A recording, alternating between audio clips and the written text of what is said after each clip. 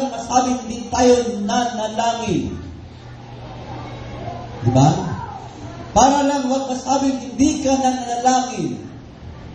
Kung ano na lang ang masabi mo sa iyong panalangin. Alam niyo po, yun yung klase ng panalangin na ayaw ng Diyos. Yung mga paulit-ulit na panalangin na walang kabuluhan. Yung mga ritual na lang na panalangin.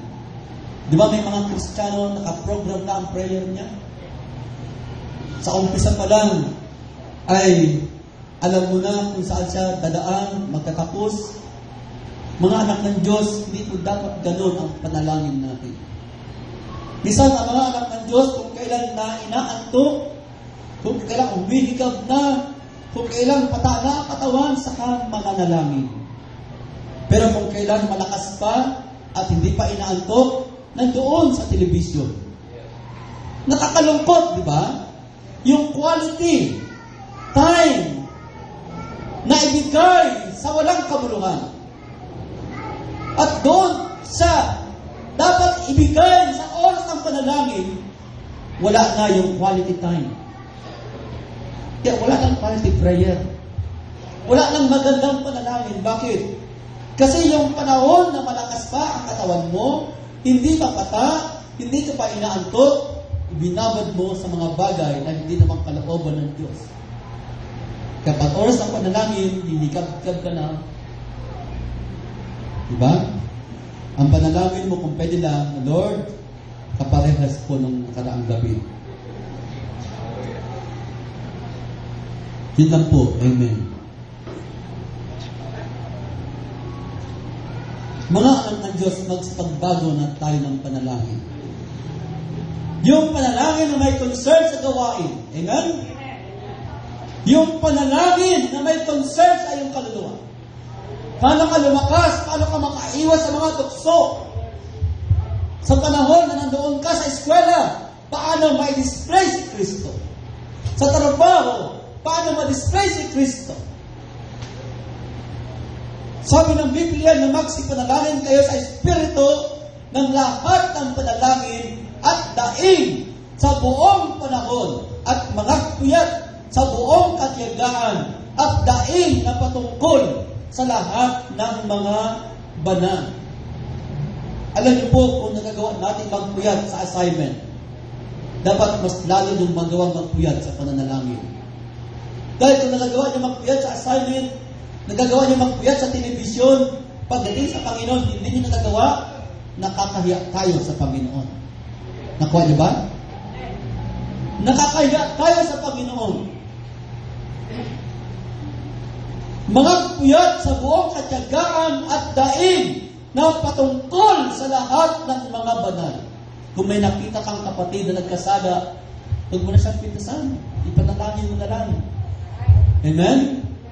Kasi kung may nakita kang kapatid na nagkasala, daldal ka ng daldal, hindi ka nang kipray, walang kwenta yun. Kung may nakita kang kapatid na nagkasala, bakit ipinahintol ng Diyos na makita mo siya?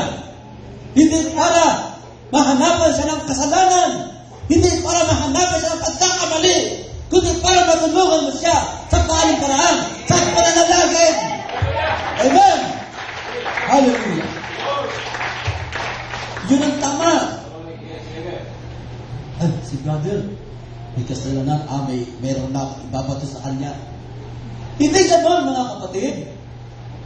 Pag may nakita kang kasalanan sa iyong kapatid, itatago mo na yung kasalanan yun. Pag ako, si Daniel, ito, ipapalik ko sa kanya yung kanyang kasalanan.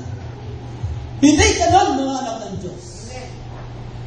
Pag-pray mo siya, at kung talagang ang puso mo ay nagmamahal sa kanya, puntakan mo siya at sabihin mo ang kasalanan kanyang nagawa.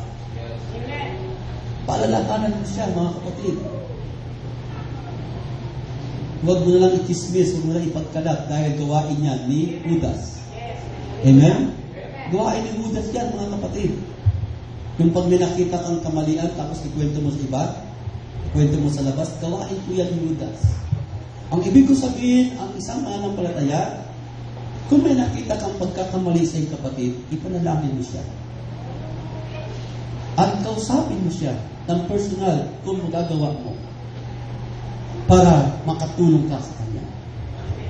At verse 19, at sa akin, upang ako'y pagkalooban ng pananalita sa pagbubuka ng aking bibig, upang ipakilala may katapangan ang hiwaga ng Ebanghelyo. Ipanalangin mo ang iyong kaluluwa lumakas, ipanalangin mo ang iyong kapatid lumakas, tumibay, kung may nakita kang kasalanan kanyang nagawa, hipuin nawa ng Diyos sa iyong panalangin na siya ay magsisi. Di ba? At bukod pa doon, ang manggagawa, isama niyo sa prayer, mga kapatid. Bakit? Sapagkat hindi po lahat ng aking nakakausap ay mga taong naghahanap ng katotohanan. Ang iba na may minusok lang, mga kapatid. Diba? Gaya nung nakaraang Webes, nag-share ako sa patay ng Webes sa Ibus. Puro mga pilosopo karamihan nandoon. Ito yan, mga kapatid, mga pilosopo. Salamat na lang, maraming kasama ng tatanggol. Mga pilosopo, mga kapatid. Akala mo mga seryoso ang mga tanong, pero mga pilosopo. Ngayon nagtanong sa akin, ano daw yung mataas na pag-ibig daw? Ay ko, di yung pag-ibig ng Diyos. Hindi mo kung pa doon. Ano ang muring ko ng mataas na pag-ibig bukod sa pag-ibig ng Diyos? Ay ko, ano yung pag-ibig sa asawa? Hindi. Bigyan mo ng sombrero yung tao. Di mataas na yung sombrero. Di mataas yung pag-ibig mo. At yung mga pilosopo. Matanda na yun, mga kapatid, ha? Matanda na yun. Mas meron namang isa akong nakausap doon. Sabi niya, kung si Jesus Christ daw ay sa lahi ni David, bakit wala sperm cell ni Joseph na nanggaling kay Joseph para ipanganak si Kristo? Ang tanong niya, nagsisinungaling ba ang Diyos o hindi? Ay ko, hindi. Ay hindi. Ang Diyos nagsisinungaling. So, maraming mga pinisipong tao, mga kapatid. Hindi po ba? Kaya, nawa, mga anak ng Diyos, sa inyong mga prayer, isama nyo ang manggagawa. No? Sa aking pagbuka ng salita ng Diyos, upang ipakilala may katapangan ang hiwaga ng Ebanghelyo. Sabi ni Apostol Pablo, ibig sabihin, pag ipinag-pray nyo ang manggagawa ng Diyos, mga kapatid, ang kanyang pangangaral doon sa labas ay magiging powerful. So nawa, i-back up nyo lagi ang manggagawa ng Diyos sa inyong mga panalangin, araw at gabi. At nang sa ganun, kapag ako ay tumungo sa ibang mga lugar, may mga pilosopo man, hindi sila makakapanain. Sabi nung tao nang tanong sa akin, na wala pa rin nakasagot ang kanyang tanong, dahil ang tanong daw niya ay napakabigat. Sabi ko, wala akong nakitang mabigat sa tanong mo. Kasi ang tanong mo kako, tanong niya na hindi nakakaintindi sa Bible. So, mga kapatid, nawa ay, ito yung mga prayer na maging pangunahin sa ating mga tahanan. At kung may problema ka, pinansyal, material, karamdaman, hindi masama na manalangin tayo doon. Amen? Ang ayaw kasi ng Diyos na panalangin, yung paulit-ulit na panalangin, araw, gabi, wala kang problema sa financial, pero lagi lang puro financial. At ang panalangin mo ay puro sa mga material. Church, ang gusto ng Panginoon na isang napakagandang panalangin ay yung may kinalaman sa pagbubukas pa ng gawain ng Diyos. Ay yung may kinalaman, Lord, tumawag ka pa ng maraming kaluluwa. Lord, kumilos ka pa sa aming kalagitnaan. Panginoon, ang mga kabataan, ang mga tatay, mga nanay, ay magkaisang lubos sa ibayang paglilingkod. Lumakas pa sa pananampalataya. Patatagin mo kami sa mga banal na salita. Panginoon, may sister akong nakita, nakapalda siya, pero kita na halos ang kanyang hita. Lord, ipoy mo ang kanyang puso. Diba? Panginoon, may nakita kong kabataan na ang lakas ng influensya ng salibutan.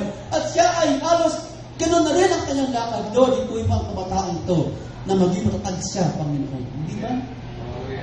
Yung mga dalangin patungkol sa mga banal.